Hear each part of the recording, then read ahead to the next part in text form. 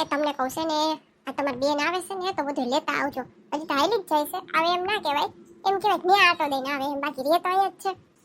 એ છોકરાઓ એટલે કે આપણા છે ને ઓલા ટીનિયા મીનિયાઓને એને ચોકલેટ ને આઈસ્ક્રીમ બધું બહુ ભાવે છે, તો લેતા આવજો, આપણે ફ્રીજમાં રાખી દેવું. એ છોકરાઓ તો હજી 5 દી પછી આવશે, પણ આ ઘરમાં બીજું છોકરું છે ને ઝાપટી જાય પેલા. હા તો તમને કઈ વાંધો છે આ ઉનાળામાં હું કદાચ એકાદું આઈસ્ક્રીમ વધારાનું ખાઈ લઉં તો? આ લે મેં તારું ક્યાં કીધું, મેં તો એમ કીધું કે એક છોકરું છે એમ. હા તો હું જ થાય ને, બીજા કોઈ છોકરા તો હે ને, અને મમ્મીને તો કયો એમ નથી, એના તો હું આસિસ્ટન્ટ રહ્યા, ચેલા રહ્યા, હા માવડિયા છો, તે કઈ અહીંયા તો કયો નહીં. હા તને ભારે ખબર, બોલો. કીધું એટલું કરો ને, લપ કરીને જાતા ના હોય તો આમ કોઈ સવારના આપણે કહેતા હોય ને કે આ કામ કરી નાખો, જરાક મને પોતા કરી દો, કચરા કાઢી દો, તો એને ઓફિસ આટું મોડું થતું એમ કે મારે કેટલા વાગ્યા જવું હે, હવે જવું હે, અહીંયા મારી યાર કલાક હે ને, આમ જીભાજોડી કરવામાં કઈ વાંધો નથી પડતો એને. હાથી કઈ તને વાંધો છે એમાં? કઈ કચરા કાઢવાના પોતા કરવાના કામ એના ના હોય, જેન્ટ્સના ના હોય કામ? કઈ બુકમાં એવું લખ્યું હોય જેન્ટ્સના કામ ના હોય? પહેલેથી હાયલું આવે છે, પહેલેથી ઘણું હાયલું આવે છે ને, તમે અપનાવશો ને પહેલેથી જ હાયલું આવે. અમે તો અપનાવીએ જ છીએ, પહેલાથી તો હાયલું આવે છે. ગલઢા બુલઢા પાસે છે ને મોબાઈલ નહોતા, ગલઢા બલઢા કોઈ પાસે મોબાઈલ જ નહોતા, લાવો મોબાઈલ. ના હો, ઈ તો જોઈએ જ. કાં તો પહેલાથી હાયલું આવે છે, બદલો ને. તારી અરે તો હે ને લપ કરવી જ નકામી હે, કોઈ કહેતું જ નથી આવો એમ. તો વળી રોજ રોજ દીકરીને ફોન કોણ કરે? કલાક વાતું કરવી હોય, ગગલી આમ ને ગગલી તેમ ને, પછી એવા રૂમમાં કરી જાય જેવી રિંગ વાગે ને સમજી જવાનું રૂમમાં ગયા હોય ને તો કા માસી હશે કા દીદી હશે, મારા મમ્મી કે મારી બાજુથી કોઈ ના હોય તો મારી વાત થવાની ના હોય, તો આપણે ખબર પડી જાય કે આપણી બાજુના હશે. તે પાછો ફોન કર્યો તારી નણંદને કે આવજે? તમે કરો એમ કરું છું, હું તો કરું જ છું મારી દીકરીને. તમે કરો મીન્સ તમે તમારી નણંદને ફોન જેટલી વાર કરશો ને એટલી વાર હું મારી નણંદને કરીશ, બરાબર છે? મોટા પાસેથી જ નાના શીખે ને બધું. હા શીખવાનું શીખ ને, આવું હું કામ શીખસ? બધું શીખી જ લીધું હે, બાકી શીખવું ના હોત તો હાલત નહીં. અને આ તારો ઘરવાળો જો ને ઊભો ઊભો જોવે હે, એટલે હામી થાય હે મારી તોય. તમે બે આડાવડા હે ને કેપેબલ હો. હું બોલીશ ને તો ગગલી એમ કહે કે આમાં વળ્યો છે, પછી આની બાજુ બોલીશ ને તો તમે એમ કહો કે બાયલો હે, ગુલામ થઈ ગયો હે, તો મારે તો કઈ બોલવાનું છે જ નહીં. હું જાઉં ઓફિસ. ક્યાં પાછો આવ્યો? મન લાગ્યું થોડી કરવા ધબાધબી બોલી નથી ગઈ ને, વળી તમે બે બાંધવા માંડો તો એ જ બહુ ચિંતા થતી હોય. જાઉં મને ઓફિસ આવીને ધ્યાન રાખો અમારે બેનું. પછી શું કરશું? કાંઈ નહીં, ગામડે ભાગીએ. ના હો, આપણે કઈ ગામડે રહેવું નથી. બોલો, આ બધે ઊંધું હોય, છોકરીઓને રહેવું ના હોય ગામડે. ના અમારે હાહું નથી રહેવું, શું કામ ખબર? ત્યાં બધું છે ને કામ કરવું પડે એમ, કારણ કે મારે સસરા છે એ તો ભાઈ મારી બાજુ જ હોય.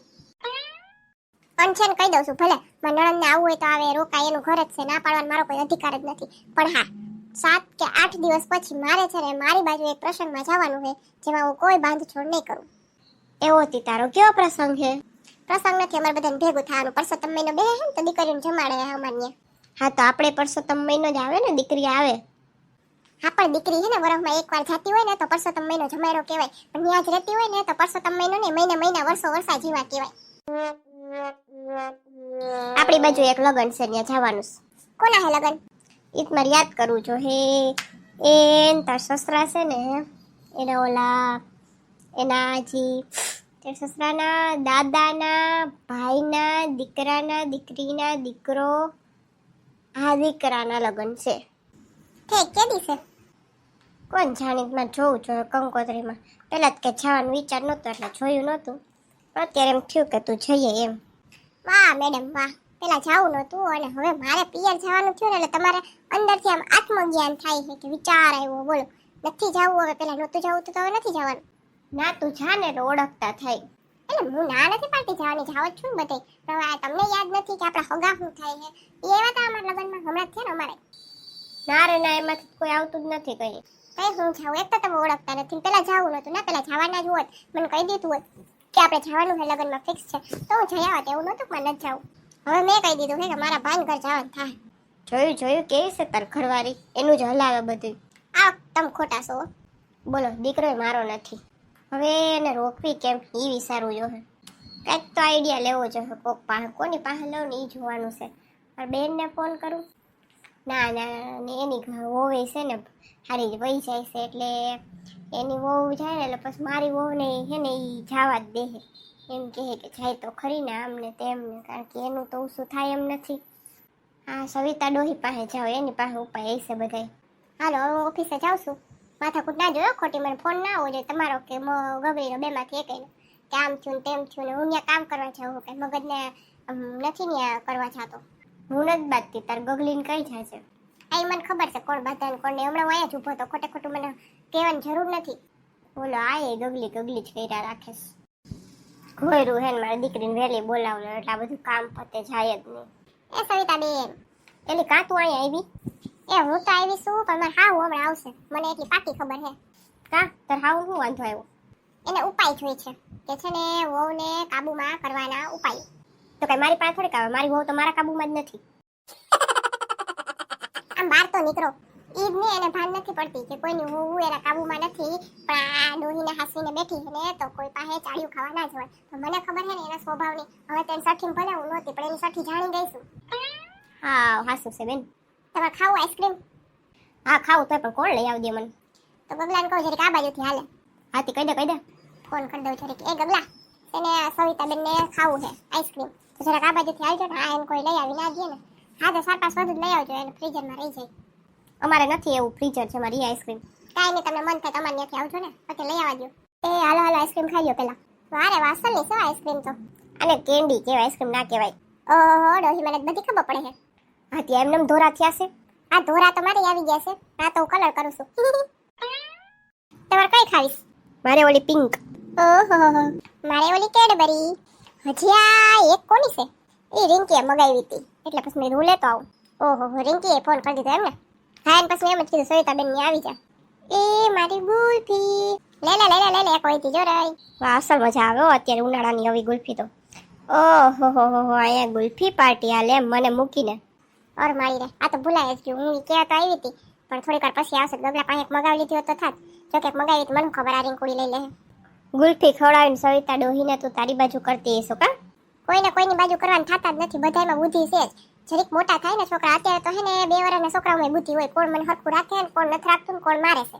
તો હવે આ તો ડોહીમાં થયા તો એને તો ખબર પડે ને કે કોનું રાખવાનું કોનું નહીં, કોણ હાસુ કે કોણ ચડાવવા આવે, કોણ અહીંયા તો કોઈ સલાહ ખોટી લેવા આવે.